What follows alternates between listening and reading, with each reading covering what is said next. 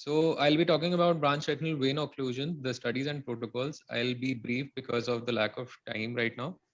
Uh, so mainly BRVO, the prevalence is around 4.42 per thousand, and it can be further classified as major BRVO, which is an occlusion of a retinal vein that drains one of the quadrants, or either macular BRVO, which is an occlusion of a venule within the macula. So the common sites of retinal vein occlusion, this is the point at which usually the central retinal vein exits the eye, and this is a common site for CRVO, while an AV crossing is the site where a typical BRVO occurs. So the causes of vision loss in BRVO are macular edema.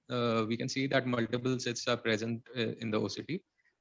This is an inferior-temporal BRVO, as we can see that on the inferior side of the macula, we can see that there is edema, while on the superior side, it is not. So by a raster scan, we can easily see that it is mostly on the inferior side. Then there is intraretinal hemorrhage, which can block, which is giving blocked fluorescence in FFA, as we can see in the midface. Uh, the other causes may be ischemia and neovascularization, and this is very important to be seen in cases of BRVO. In this picture, we can see that there is a superior ischemia and neovascularization on the disc can be seen with the leakage. This is another photo which is depicting capillary dropout areas on the superior temporal quadrant. So BRVO can be ischemic or non-ischemic, and we should always keep it in mind. Branch vein occlusion study gave a definition of greater than 5 disc diameters of non-perfusion for neovascularization to develop, while in Vibrant study, which was a comparison between aflibercept and grid laser, they gave greater than 10 disc areas of non-perfusion as the definition. So the pathogenesis is mainly it occurs at the AV crossings where thick-walled arteries compress and obstruct adjacent thin-walled veins, and these follow the principles of Virchow's triad for intravascular thrombus formation. So the complications, as we talked about, is neovascularization, which is the development of fragile new vessels prone to hemorrhage, and they develop in ischemic BRVO only and can occur years after the onset. The other thing is vitreous hemorrhage can occur as a complication. This is mainly after neovascularization.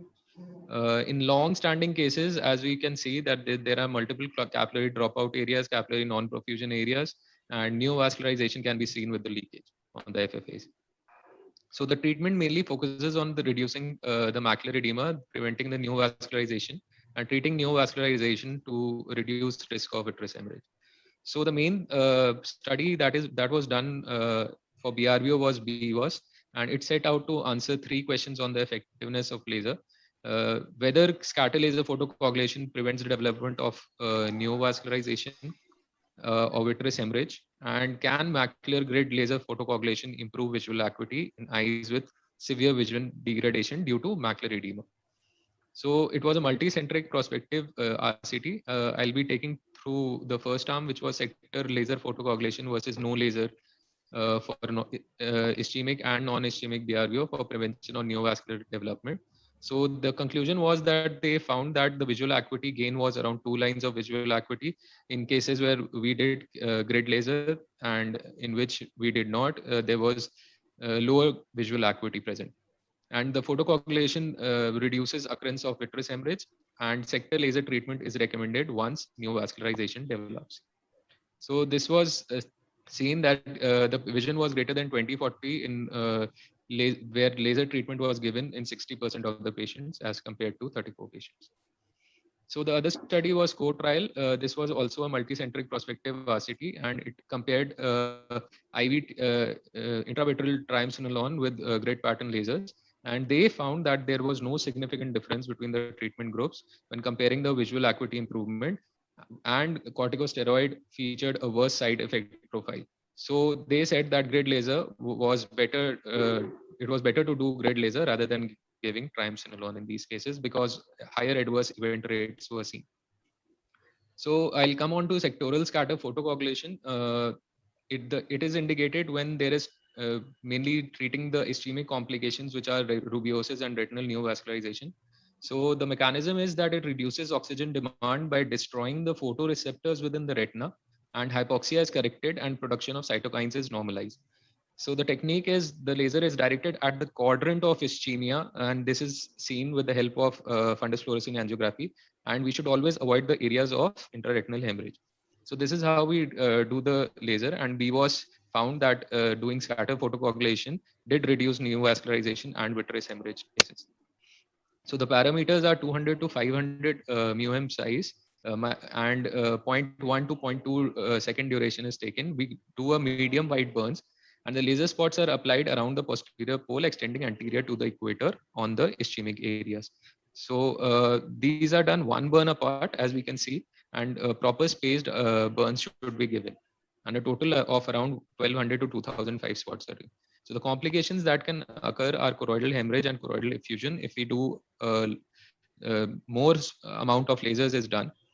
And there can be accidental burn to the fovea also. So we should be aware of this and prevent it, because the patient may be blind because of that. Macular edema may occur after laser. So if the patient already has macular edema, it is better to treat him with the help of anti-VEGF and then go for a PRP or scatter laser photocoagulation. And then we follow up the patient every 4 months, and FFA is a must in a first follow up, because we can see what areas we've left and we can go for a FFA guided laser if neovascularization persists. So CVOS said that we should apply retinal photocoagulation only in active neovascularization, and not like if we have capillary non-perfusion areas, that does not indicate for us to go for a scatter laser. We should always go when there is neovascularization in these cases, and this was seen in cases of in these studies. Then there is indications of macular grid laser. This will be later covered by Dr. Vinod sir. So I'll just go through it briefly. It is mainly done in cases of BRVO for a duration of at least, if there has been already BRVO for 3 months, because we need the hemorrhages to resolve so that we can do a proper laser there. The visual acuity should be less than 612, then only we should go for macular grid laser. And macular hemorrhage, as we've talked about, should not be present. And the main thing is that perfusion should be present. So FFA should be done for macular grid laser, because whenever we should only laser when there is perfused macula and not in cases where there is macular ischemia. That is a contraindication for grid laser photocoagulation. And mainly the mechanism is that it improves the tight junctions of the RP, and this efficacy was demonstrated by BVOS.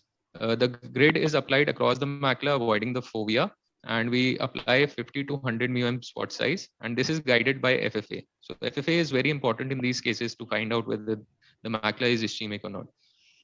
So BVOS found significant improvement with grid laser photocoagulation. The contraindications, as I've talked about, macular ischemia is absolute contraindication for grid laser. Laser should not be applied over areas of hemorrhages, because it gives intense pigmentation, and that could cause photocoagulation of the photoreceptors.